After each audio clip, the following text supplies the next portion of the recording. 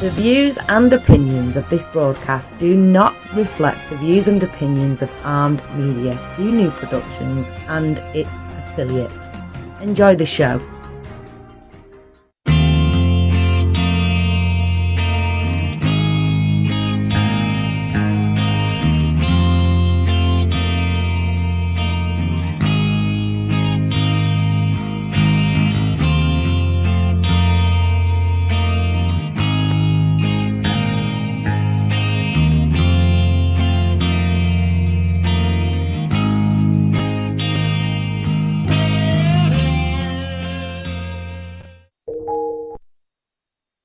Hey guys, thanks for tuning in. It's Tuesday night here on Armed Radio, and that means you're listening to 2AT Second Amendment Talk. I am Daniel Sanders, and joining me as always is Rod Burks. Rod, how you doing this evening? Man, I'm doing well. All my calluses on my hand are starting to wash off. I've been using so much soap and whatnot. But yeah, I'll get them back. Don't worry. We will rebuild. Just not having to do that much work with all the quarantining going on and everything. Well, not exactly what I was referring to. But yeah. Oh God, you dirty bastard. Oh man. So like we always do at the start of every show here, we want to give a big shout out to the troops, to the men and women serving overseas and on the home front. We appreciate everything y'all are doing for us. Keep up the good work. Come home safe. We're all rooting for you here back home. And a big shout out to our first responders, our medical personnel, everybody taking care of us during this pandemic going on. We appreciate everything y'all are doing for us as well. So we're going to roll right into it. And I mean, the biggest thing we have to talk about right now is this COVID-19 crap and how it's impacting small businesses. You actually, Rod, sent me an article last night talking about the funding for small businesses that they just started, 2 weeks ago? The funding has already run out completely. They have run out of money for all this. You're absolutely right, Daniel. One of the tools Congress created to help prop up the economy was called the Paycheck Protection Plan. It was part of this thing called the CARES Act. It was kind of rushed through, and it wasn't necessarily really clear. But the idea was to support small businesses, of course. The problem is big corporate chains are getting this money, which was intended for your small mom and pop kind of places, like a place called Shake Shack, which has almost 200 outlets, and mostly in the like New York area, Washington D.C. around that. They actually agreed to return $10 million that they had received from this. Now realize that each franchise only has like 45 employees, but you're still talking about almost 10,000 employees. They're getting all this money. So your small and very small businesses aren't getting any money. Now, I'm sure there are some that did. But I know my business, my sister owns a scratch and dent grocery store in Missouri. They got nothing. But your larger businesses, your ones that could probably make it through without a little bailout from the government are the ones getting it. In fact, there's a company called Wave Life Science, which is a biotech company that was incorporated in Singapore, got bailout money. I'm calling it bailout, but this the CARES Act, the PPP. Individual restaurants, ice cream stands, they really have zero margins. They need this money, and they're not getting it. Yeah, that's you know, and I really hate that. And these bigger businesses, like you said, the milkshake place, returning the money that they received. Good on them for that, because like you said, there are like your business, for example. We talked about it last night. Your business has pretty much essentially just tanked because of all this. What other Yeah, do yeah. I mean, it's all but dried up. Do you know of any other instructors that you know of, like yourself, guys that just, they do this kind of like for the same reason that you do, money wise, as far as just having money to, you know, maybe pay some bills here and there, buy some new toys, do some upkeep, stuff like that. Um, any other instructors that you know of that you talk to regularly that this has impacted as well? The only people that it's really impacted in a positive light that are also instructors are your retail guys. My friends at Shepherd Tactical there in Buford, he said business is booming, which rightfully so because I mean this whole the big companies hiring attorneys to paying these law firms to get them through the process and to make sure that they get their money from the government. It just goes to show that the government isn't necessarily on your side. I mean, if they've got their hand in your pocket, of course they're going to be sure to take care of you. But the same can be said about anything else, right? Sans the Second Amendment, right? Like law enforcement have been told that unless it is a violent crime, like a felony kind of case, they're not responding. They're not pulling people over for maybe superfluous reasons. But yeah, they're just not responding to the needs of the people like they would had it been before COVID-19.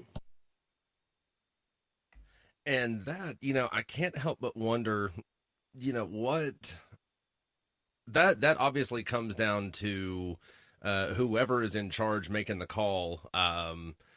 What you might consider to be, say I'm doing 15 miles over the speed limit driving down the road, which, not to incriminate myself, I do it pretty regularly. So if you're a law enforcement officer in my area listening to this, don't worry about what I drive. I'm not going to tell you. But, um, like I said, regularly, I'll do 10, 15 over the speed limit. Now, in your eyes, say you're the law enforcement officer, in your eyes, you might think, well, 15 over, he knows what he's doing. If he gets into an accident, then we'll deal with it then. But, the guy down the street from you, he might think, hey, he's doing 15 over. That's a dangerous situation. I'm going to have to stop him.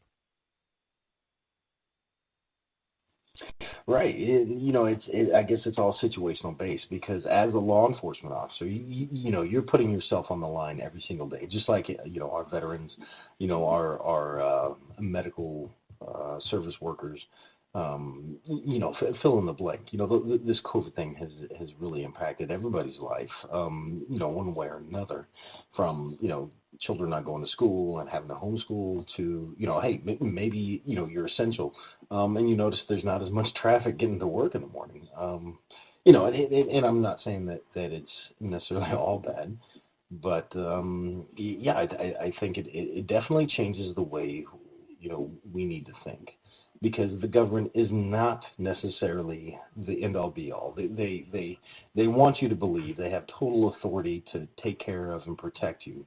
They do not. I don't know if our listeners have heard about there's a mass shooting in Canada. It's being called class one of the deadliest mass shootings in Canada.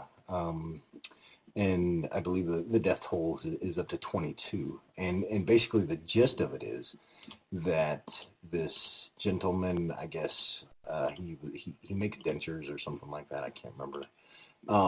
But he was upset about his ex-girlfriend having a new boyfriend, so he goes and he murders his ex-girlfriend, her new boyfriend, and then just goes on this killing rampage. He dressed up in a uniform that mimicked law enforcement. He drove a vehicle that was very similar, or like one of those auction police cars kind of thing that's been debadged, but it still looks very official. And he just started going to people's houses, and in Canada, they're under the same quarantine / stay at home guidelines that we are. And if law enforcement shows up at your door and knocks, the natural instinct is going to be to answer, right? And, this guy's just going through. And I guess they said there's 16 different crime scenes where this guy just drove all over Nova Scotia, going to their houses, trying to pass himself off as law enforcement and then starts whacking them. In fact, another law enforcement officer, goes to intercept. He gets the drop on her, shoots and kills her, steals her car and her service pistol, and then continues his rampage. Of course, Trudeau is now calling for a ban on assault-style weapons, but mind you, he was using a service pistol. But hey, just like many of our left-leaning brothers and sisters, never miss an opportunity to let a headline go to waste. Yeah, no, I'm sitting here looking at the articles on it right now, and that was one of the very first things that popped up. Justin Trudeau is pushing for stricter Canadian gun laws after deadly shooting in Nova Scotia. 22 victims, and then the gunman is also dead. I didn't get her last name, but the article on NBC that I was just reading talked about the constable that you said was killed. Her funeral was held on yesterday. Yeah, that's this with everything going on. And I was, scarily, I was actually having a conversation with somebody about this the other day, that this quarantine, with everything going on, would be the perfect time. Say hypothetically, I had a hit list of people that I wanted to take out. This would be the perfect time to do it, because most everybody that I know, that if I had a hit list, it would probably be filled with non-essential employees, and nobody would know for days if these people were dead or alive. So with all of this quarantine stuff I going mean, I'm on, putting the shoe on the other foot. I think it's so important that our listeners who have the opportunity to do so, absolutely protect themselves. Like, take everything with a grain of salt, and be cautious that the person at your door may not be who they present to be. So I'm in a very rural area, and it's going to be half an hour before an ambulance or law enforcement makes it to my location. So if I'm not hip to taking care of it myself, then I obviously don't care about it. And that's really the point I want our listeners to take away, is that if you don't care, who will? yeah, absolutely. And that's the point that I was going to make. That was actually the point I was making to you just before the show started, when I was telling you about all the security cameras that I bought and set up in the house. Aside from the fact that they were dirt cheap and really good quality for the amount that I paid for them, it's, just like you, I live in a rural area. Granted, police response would be a little bit faster, as would ambulance response, because the police station's only 5 minutes from my house, and they just opened a new ambulance dispatch within the last year or two, also about 5 minutes from my house. But still, the fact is, that's, minimum 5 minutes if an officer in an ambulance is available at that time. It could be 10, 15, 20 minutes before an officer gets out here, because they might be tied up with somebody who was going 15 over down the highway. You never know. So Good tie-in, man. I see what you did there. so that was my logic behind buying security cameras to set up in my house, because now I have that added level of backup on my behalf to say, this was justified, this is why I did it, here's proof on video. Right, exactly. It's better to be judged by 12 than carried by 6. Absolutely. I think we need to make that the motto for our show. Better to be judged by 12 than carried by 6. um, but yeah, it's certainly, this is definitely the time that everybody needs to have their head on a swivel. They need to be more vigilant. Fortunately, because I do live in a rural area, the law enforcement agency here is extremely small, and of the 10 or 15 officers that work for the local police department, I probably know at least 10 of them. by name, by face.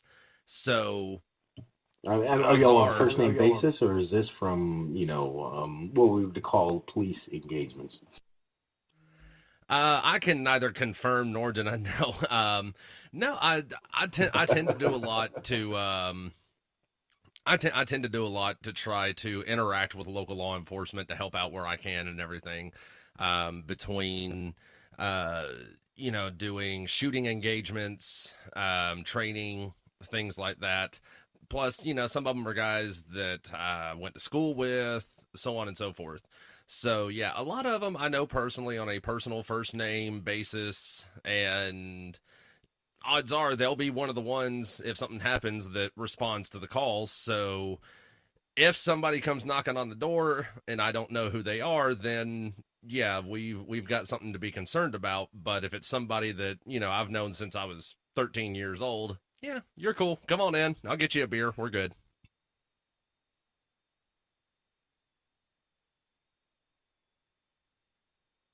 Yeah, right. So another story I just noticed: Marines suspend physical fitness training during Corona outbreak. I was reading about that. Well, I won't say I read about it. I saw the headline for it, where the commandant had said he was passing the order suspending the PFT and CFT requirements while this was going on. I don't. I can't honestly say 100% that I agree with it. I agree with it from the standpoint of there's no possible way to conduct the PFT and the CFT properly without breaking social distancing guidelines. But at the same time, okay, so we need to come up with something else instead of doing buddy crunches for the CFT or for the PFT. Okay, go over to the fitness field and use the crunch benches over there. Put your feet in the little straps, get on the bench, and do your crunches that way. Yeah. Put somebody set up your little Snapchat or your TikTok, and have somebody counting from a remote location. See, I couldn't do that because I'd still be a dick going one, one, one. You're not doing it right. You're kipping one. And if you got a time delay, it's going to be even worse, kind of like the radio show, right? Yeah, exactly. So, yeah, no, I agree from the standpoint of it, doing so, like I said, it breaks social distancing guidelines and puts people at risk. But at the same time, we're Marines. We take risks every day. We joined knowing that there was risk involved. So, you kind of accept a certain level of risk once you step on the yellow footprints. You're right, but to be frivolous and careless with the health and well-being of our the men and women who wear our nation's cloth is irresponsible, I think. The fact that, hey, they're doing something, I don't think it changed the fact that as a military service member, you need to maintain a high level of readiness, and physical fitness is a big part of that. At least for the Marine Corps. I can't speak for the other branches, but I think you would agree. Oh man, that sounded like shots fired right there. I can hear Air Force heads exploding right now in that one TI from that video. That one TI from that video.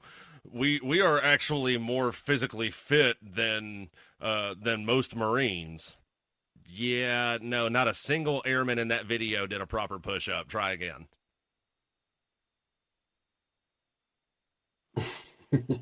Well, come on, it was a recruiting video. We all know recruiters lie. So let's just, call a spade, and sometimes a shovel. Yeah, the problem is he's a trowel trying to be a shovel.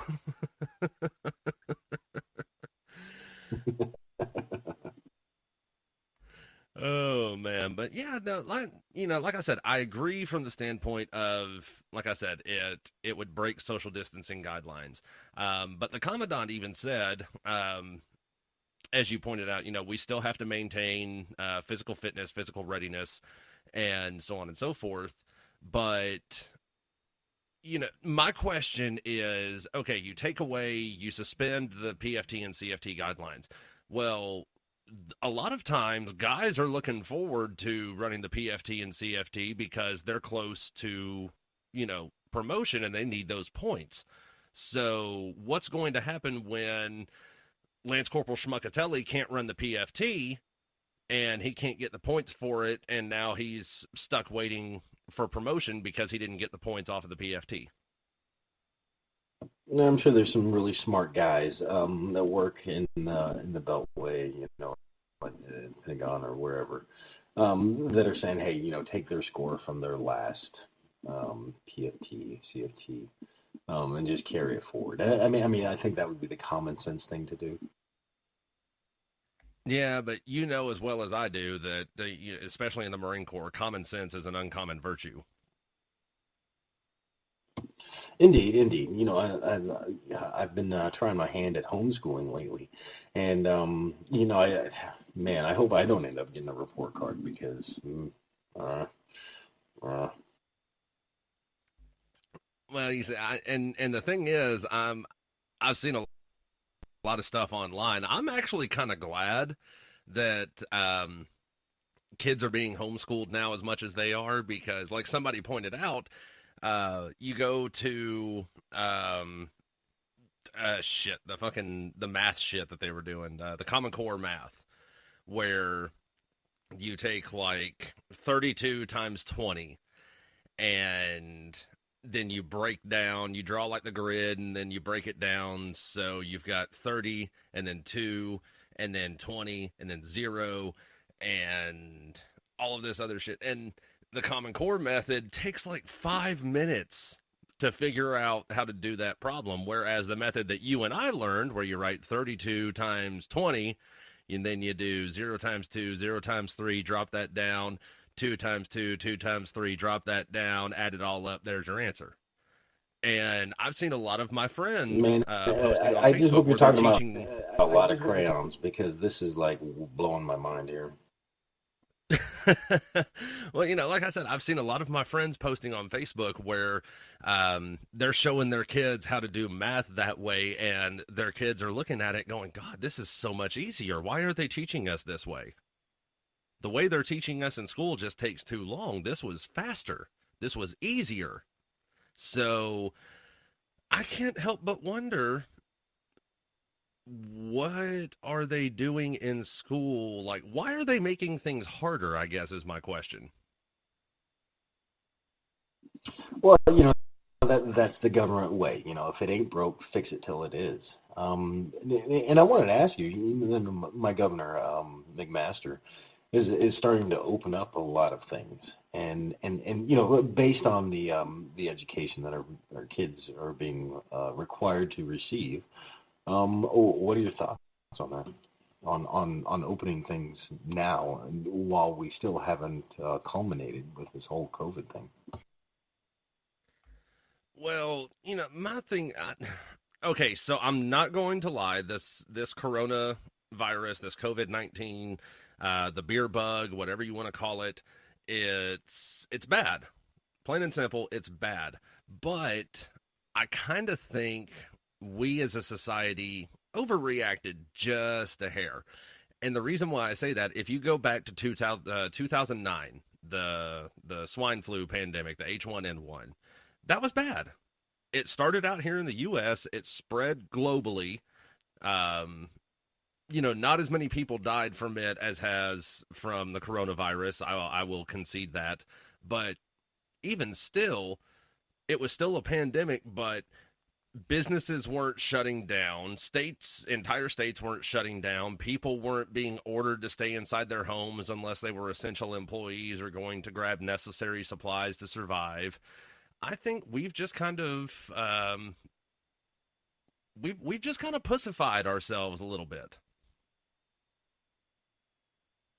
Well, hang on. So I just I did a little Google search to compare the swine flu and COVID-19, which all flus are a coronavirus. Like if you look under a microscope, they have like a little halo around them. But not my point. My point being that the swine flu, and my page just jumped on me because it's loading ads or whatever. But the bottom line that I was able to gather was that the H1N1 swine flu was not as what's the word, contagious as the pandemic that we face currently. Yeah, and I already conceded, like I said, the coronavirus is worse than the swine flu was. The swine flu wasn't as contagious, but it was still a global pandemic.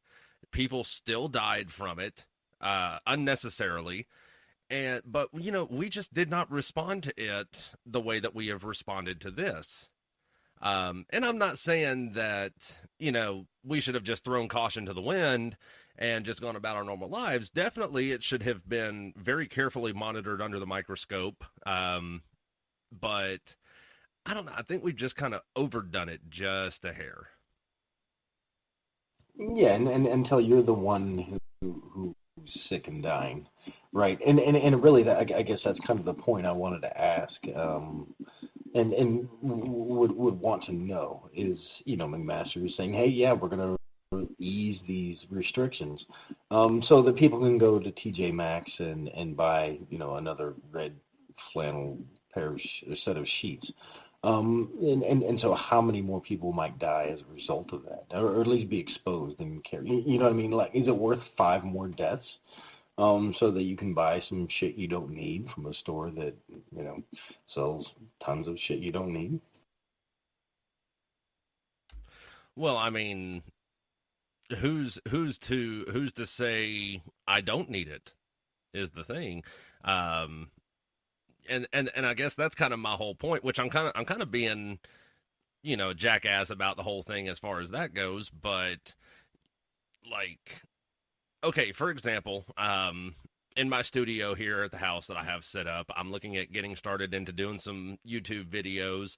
So I needed to set up a green screen, all of this other stuff, and I went to one of my local Walmarts, and they refused to cut me any length of cloth that I needed. They refused, said that they were only allowed to cut cloth for the purpose of making masks. Went to another Walmart on the other end of town. No.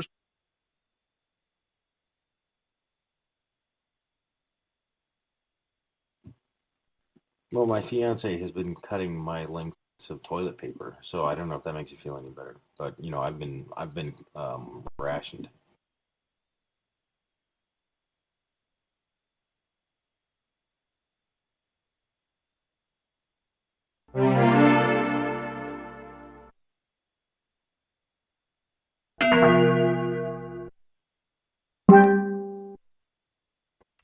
Not real sure what happened there. I think my internet decided to go crazy on me there for a second. So I only The caught a ATF is closing in on you. Closing in on you. yeah, they may very well be. And for those of you who are listening out there wondering what that may be about, I was doing a little bit of research on an item before the show started, and I think now would be a good time to get into that too, because that was just a little bit awkward that happened. Um, no, I was researching. It's been popping up in the news again, at least on my news feed. But a few years ago, there were articles popping up all over the news about Amazon was selling a product. It's a Chinese-made device, and on their product listing for this device, it was listed as an airsoft accessory. What it was a Glock auto sear. Now, I don't use the term Glock as in it was made by Glock. Like I said, this was a Chinese-made accessory, aftermarket third-party accessory device. But you could mount it on any style Glock pistol, just about any style Glock pistol, really. And it was a full auto sear. It would convert your Glock into a select fire fully automatic pistol. And once it came to light about this, the ATF started jumping people left and right harassing people just for even looking at the item. Like if you went on Amazon, typed it in, and clicked on the item, didn't even have to order it, didn't even have to put it in the cart, just looked at the page, you were getting a visit from somebody from the ATF.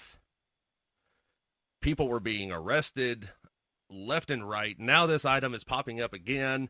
I'm seeing articles from a few months ago from last year where the device is popping up in Detroit, Chicago, all over the place, and it was being sold on Wish.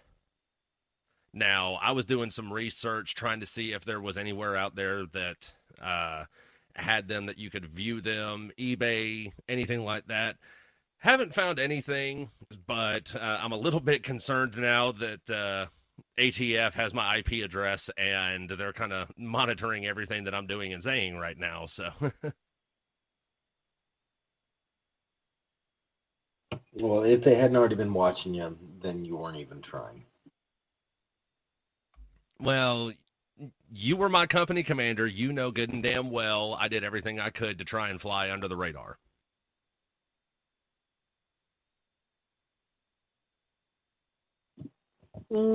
Yeah.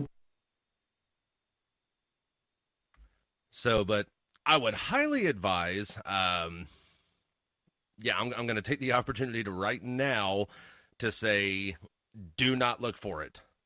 Don't go searching for it. Don't go asking your buddy down the street about it. Just don't do it. It's not worth it. I took the risk. I rolled the dice. I took the risk. And if I get a visit from the ATF, then hopefully they'll understand that this was specifically for research purposes for the show, and I had no intentions of purchasing it whatsoever. I mean, if you don't own a Glock, it'd be even better. That you're doing research on a product that doesn't fit anything you own. That's the problem, though. I do own a Glock. Yeah. We've talked about that before, but we'll get you straight. I don't think there is a bad firearm. There are only bad owners of firearms. But that's that can be an entire show by itself for sure. Well, I will expound on that with my own opinion to say that High Point is a bad firearm. That's my personal opinion. If you own if you own a High Point and it hasn't blown up in your hands yet, then I'm going to take you down to Vegas because you're one lucky son of a bitch. But no, not a fan of High Point. Have you ever shot one though? Honestly, I have held one in my hand. And I did not like the way it felt in my hand. And truthfully, I will be honest, after everything I had seen about them, I was afraid to shoot it. Because, I've seen instances where coming straight out of the box within the first 100 rounds, they explode in their hands. And then I've seen instances where they've never exploded until they do. Yeah, I was.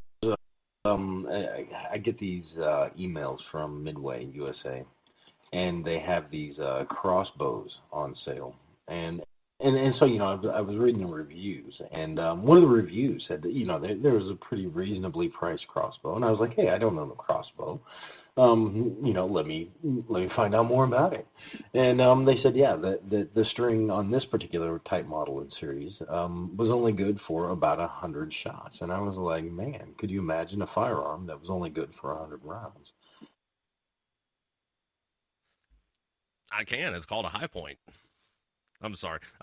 I'm hating on High Point. Like I said, if you own a High Point and like I said, if you own a High Point and it hasn't blown up in your hands yet, then I'm taking you to Vegas and we're going to go win some money. But aside from that, do what you got to do to defend yourself. And if you want to take the chance, High Point at home when you go to the casino. Yeah, absolutely. But if you want to take the chance and use it to defend yourself, by all means. Me personally, I would much rather throw the gun. I think that would have more impact on whoever is attacking me than shooting them with it. But, that's just my personal opinion. I personally believe that $150 brand new for a gun is not a wise investment. To me, Well, you get what you pay three. for. Buy nice or buy twice. But let me ask you something, Daniel. Since this whole stay-at-home containment thing, have you been shooting more, the same, or less than before all of this nonsense? Actual live fire, I have not done any because, to my knowledge, I don't know if they've opened it back up yet or not, but to my knowledge, the local public gun range that I was using, which was owned by the county, has been shut down due to all the quarantine and everything. However, I do still practice dry firing. I do have snap caps that I practice with, and I've actually gotten really good at properly clearing my house, checking my corners, knowing bottleneck zones, all that other stuff. Yeah, I've actually, I'd say I probably shot less, but I'm making more ammunition at home. I'd stockpiled up back whenever, I had a couple dollars in my pocket, so I would, buy in bulk just to save a few pennies.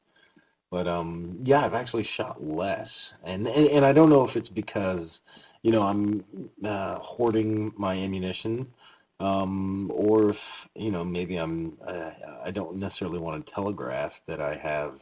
How the whole pearls before swine. I don't know who else is wandering around up and down the streets, listening to who's shooting. And maybe it's a good deterrent. Maybe I need to start shooting more. I don't know. What do you think? I mean, if you've got the means to do so, which I think you said you've got a little shooting gallery set up in your backyard and everything. By all means, I think so. I think that would be a deterrent. I also think it might be an attractant. Maybe somebody who's tweaked out might get the bad idea to try and come kick in your door one night and see what they can grab, in the hopes that maybe you're just not fast enough to get to your gun. But I shooting is a perishable skill, It's not which me is you got to why. worry about. It's the my fiance and the dogs. They're gonna get you before I do. But like I said, shooting is a perishable skill. It's one of those things you do have to stay up on. Which, since I can't go to the range and practice my live firing, I can at least get trigger time in. Like I said, using my snap caps and dry firing, and going through. I'd say probably at least 3 times a week. I'll go through and clear my house just for practice purposes. A few shows ago, you had talked about the laser snap cap that was tied to a target that you could see Yeah, on the your laser phone. light system. Did you ever end up getting that? I have not. Now that I've got my stimulus check, I may stimulate my economy and see about getting one.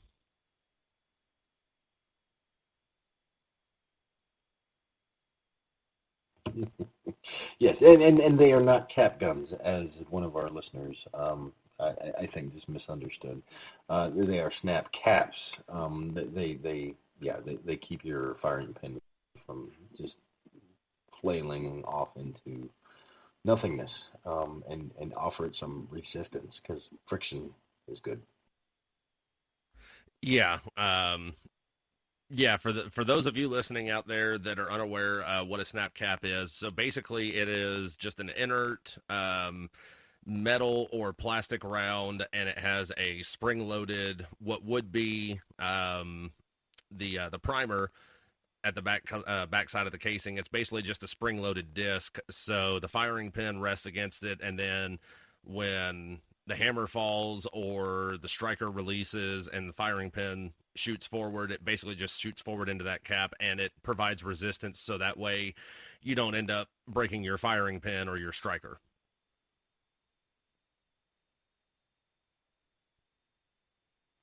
Yeah, and they're really good for live fire. Also, you throw basically a dummy round in there, snap cap, and with a full magazine, and it forces you to do those immediate action drills. Because you can't always well, you can't train for a malfunction if it didn't happen, so you can force it to happen, so that you build that muscle memory.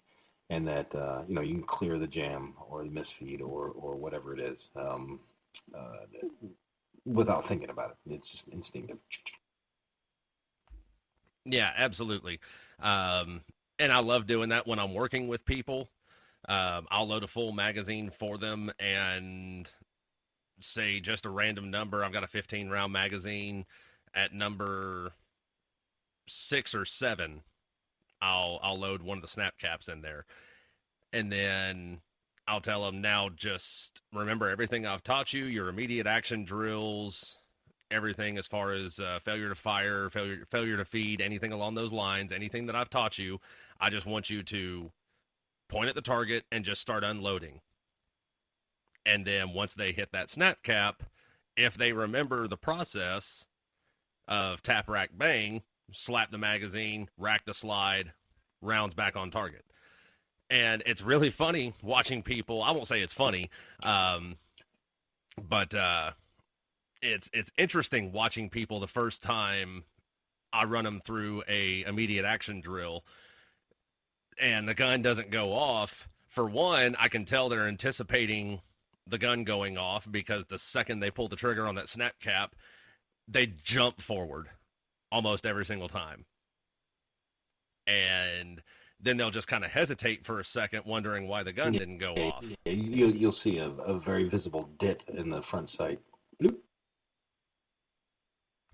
I've got, if I can find it, I'll send it to you. I've got video of one of my students where once they hit the snap cap, I mean, every single round was on paper, but as soon as they hit that snap cap, you could actually see on video the barrel dipped a good 1.5 to 2 inches.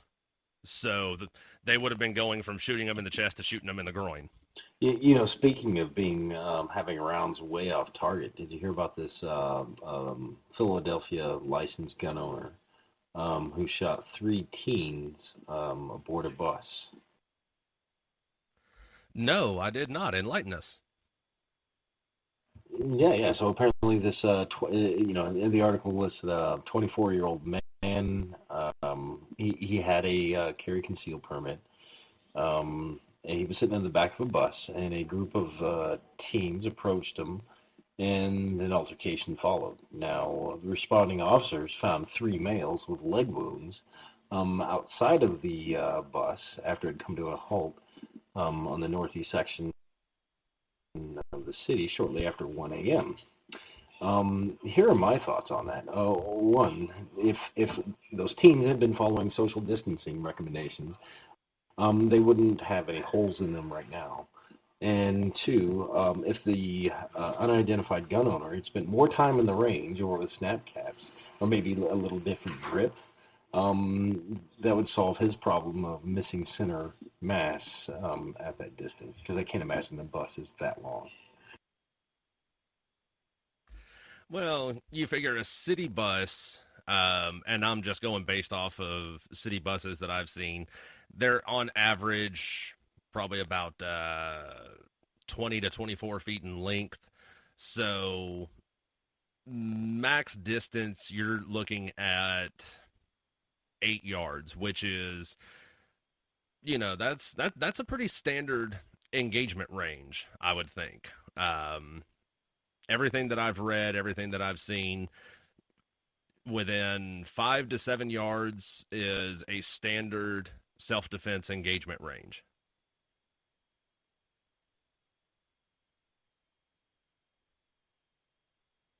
Oh man, yeah, that's yeah. I mean, and I imagine if there was an altercation, they were probably closer than that. And I'll give the guy the benefit of the doubt that they were so close he didn't have time to acquire proper sight alignment, sight picture, and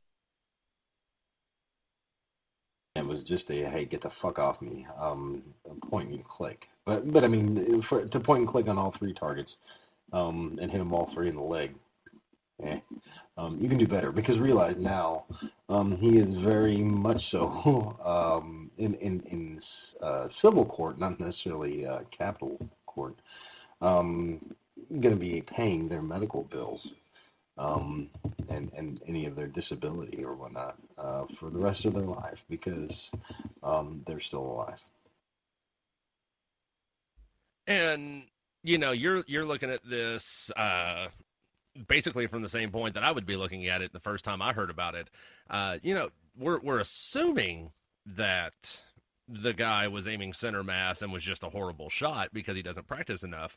Maybe he practices so much, maybe he sets up a 10 millimeter dowel at 50 yards and just sits there and cuts it in half from 50 yards away. Maybe we're looking at, long range sniper type situation where the guy can hit a 6-inch target at 1,000 yards with a 22 pistol. Who knows?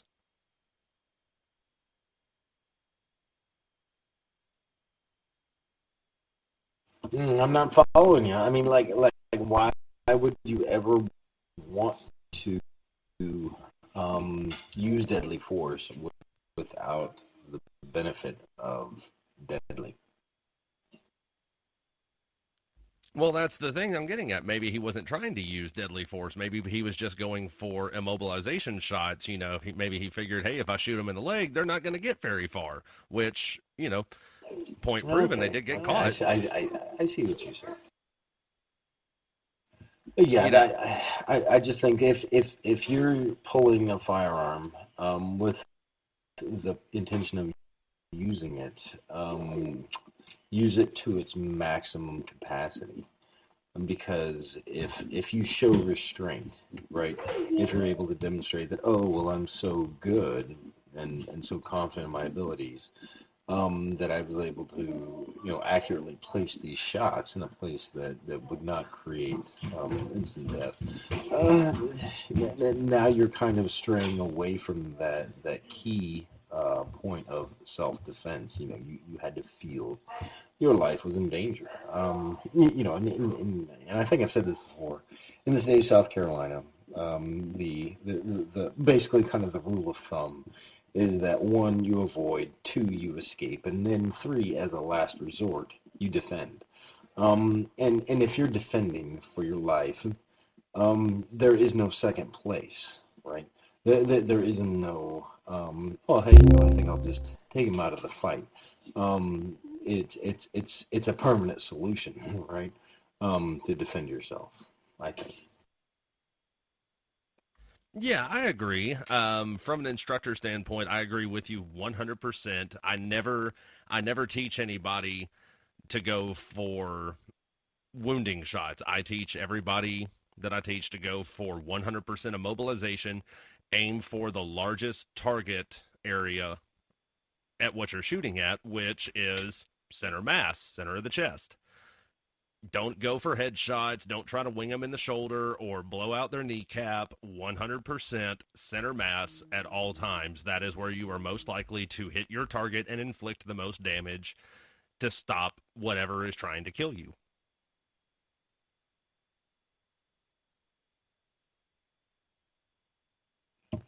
Indeed.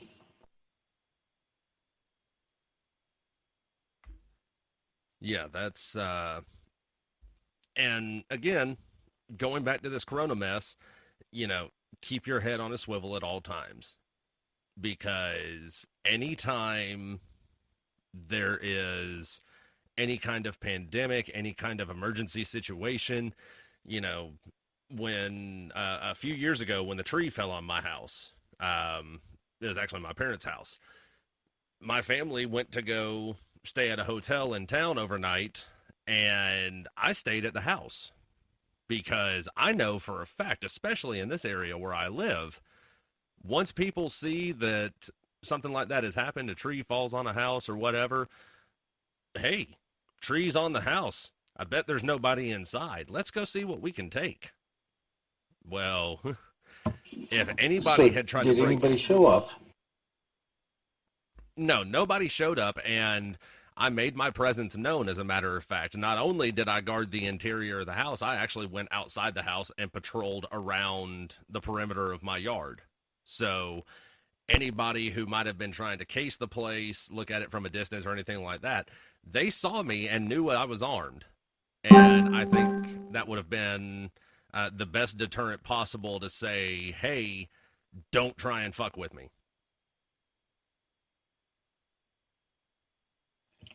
So you prefer the uh, what is it, overt approach to the covert or clandestine. Not really so much. I think it's a situation dictates type thing. Like in that situation, it's I'm guarding this property. You've got two warnings. Your first warning is you see me, you know I'm armed, you know I'm here. Your second warning is going to be if you come on the property, you're going to be staring down the barrel of the gun. And then your third warning will be me pulling the trigger. No, I don't think that's fair. I don't think that's a warning because I don't know anybody can outrun a bullet. Well, there's no such thing as a fair fight unless, it's a sanctioned boxing match or UFC match. If you're not cheating, you're not trying.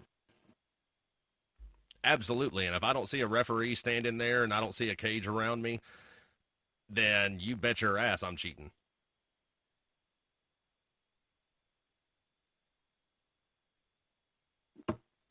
Yeah. Well, as long as it's within the guidelines of the law. And speaking of the law, and I hate saying that, but I think I was reading this to you earlier about the how Karens everywhere are having like a mass meltdown because of the ATF has issued guidance, and a lot of people call them rulings, but they're not. It's not a ruling. This is basically guidance saying, as part of trying to maintain social distancing, they are allowing licensees who can, persons who are licensed to sell firearms to either have a table set up outside or a drive-through window. And your Brady Bunch are having meltdowns saying that, oh my God, you should not be able to buy an AR-15 the same way you buy a cheeseburger and French fries. Well, I've never been able to buy an AR-15 or any firearm for that matter the same way that I buy a cheeseburger and fries. Even though I have a concealed carry permit that basically in the state of Alabama, if you have a concealed carry permit, you've already passed a background check. So if you buy a firearm and you present your concealed carry permit, you do not have to wait on a response from the ATF because, as I said, you've already passed a background check.